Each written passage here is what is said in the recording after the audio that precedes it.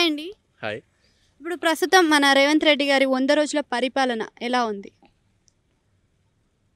గతంతో పోల్చుకుంటే ముఖ్యంగా జనాలకి ఒక స్వేచ్ఛ వాతావరణం అనేది అన్ని వర్గాల ప్రజలు, అన్ని వర్గాల అది విద్యార్థులు అయితేనేమి, ఉద్యోగులు అయితేనేమి, వాళ్ళ యొక్క స్వచ్ఛందంగా వాళ్ళ పనులు చేసుకున్నటువంటి వ్యక్తులు అయితేనేమి, రాష్ట్రంలో స్వేచ్ఛా వాతావరణం అనేది మొట్టమొదటిగా రావడం జరిగింది. అది కాంగ్రెస్ ప్రభుత్వంలోనే. మేము మొదటి నుంచి కొట్లాడింది కూడా దానికోసమే. ఈ నియంత పాలన పోవాలనే కొట్లాడినాము. ఈరోజు స్వేచ్ఛా వాయువులు పీల్చుకుంటాను.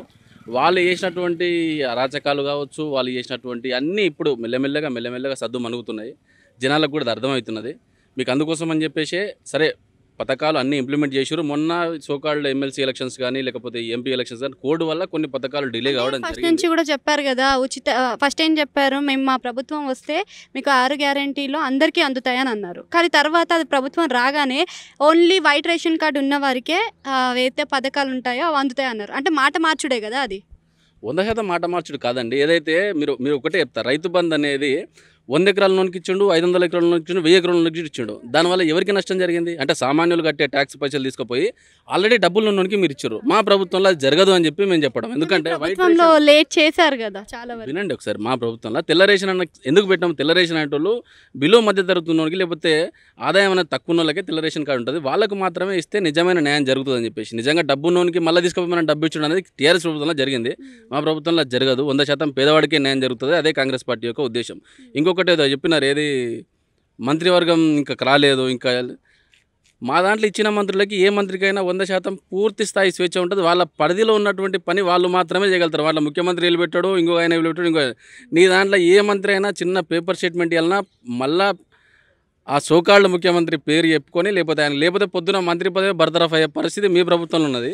మీరు మాతోటి పోలిక పెట్టుకునేటటువంటి పరిస్థితి మీకు లేదు, పెట్టుకునే అర్హత కూడా మీకు లేదు. అంటే ఏదైనా పథకాన్ని అమలు చేయాలి అంటే కేంద్ర ప్రభుత్వం దగ్గరికి వెళ్ళాలి కదా, డైరెక్ట్ డెసిషన్ అయితే ఉండదు కదా.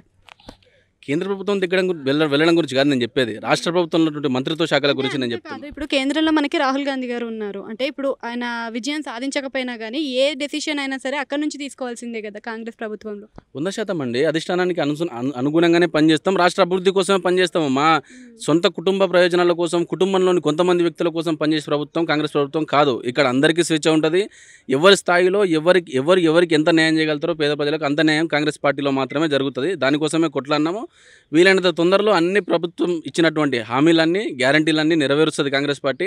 మరొక మారు కూడా కాంగ్రెస్ పార్టీ వచ్చే అవకాశం తెలంగాణలో 100% ఉందని చెప్పేసి సందర్భంగా చెప్తా ఉన్నాం. అంటే ఆయన పోల్చాడు కదా 100 రోజుల పరిపాలన తర్వాత అన్ని మారుతాయని. మరి ఏం మారింది? ఏది మారలేదు. మీరు చెప్పేది మొట్టమొదటిగా స్వేచ్ఛ వచ్చింది ఫస్ట్ ప్రజల మొత్తానికి. మీరు చెప్పే నియంత ఇప్పుడు చూసుకుంటే ఏ ప్రభుత్వ ఆఫీసులో అయినా, ఏ ప్రభుత్వ ప్రైవేట్ రంగాల్లో అయినా తీసుకున్నట్టయితే ఎక్కడ కూడా నియంత పాలన అనేది లేదు. ఎవరి పరిధిలో వాళ్ళ పనులు వాళ్ళు ప్రశాంతంగా చేసుకుంటున్నారు. విద్యా వ్యవస్థను అయితేంది, విద్యార్థుల స్కాలర్షిప్లు అయితేంది, ఇప్పుడు మాకు ఫెలోషిప్లు అయితేంది, యూనివర్సిటీల ఫెలోషిప్లకు కూడా ప్రభుత్వం ఇప్పుడు ఇనిషియేషన్ తీసుకుంటా ఉన్నది. వీళ్ళని తొందరలో అందరికీ న్యాయం జరుగుతూ ఉన్నది.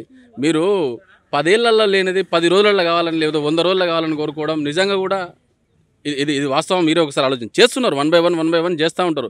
మీరు 10 ఏళ్లలో జరిగిన అరాచకాన్ని 100 రోజుల్లో మొత్తం మాఫీ చేయాలంటే అది జరగని పని, కొంచెం సమయం పడుతుంది. ప్రజలకు అది బాగా తెలుసు. వీళ్ళు ఏదో రెచ్చగొట్టినంత మాత్రాన, వీళ్ళ రాజకీయ అవసరాల కోసం జనాలు రెచ్చగొట్టినంత మాత్రాన జనాలు రెచ్చిపోరు. వాళ్ళకు తెలుసు ఏజెండా స్పష్టమైన మెజారిటీ ఇచ్చి గెలిపించారు కాబట్టి వాళ్ళు ఖచ్చితంగా కాంగ్రెస్ పార్టీకి సమయం ఇస్తారు. కాంగ్రెస్ పార్టీ ఆ ఇచ్చిన మాట నిలబెట్టుకుంటుందని చెప్పేసి సందర్భంగా మిమ్మల్ని ఒకసారి చెప్తాను.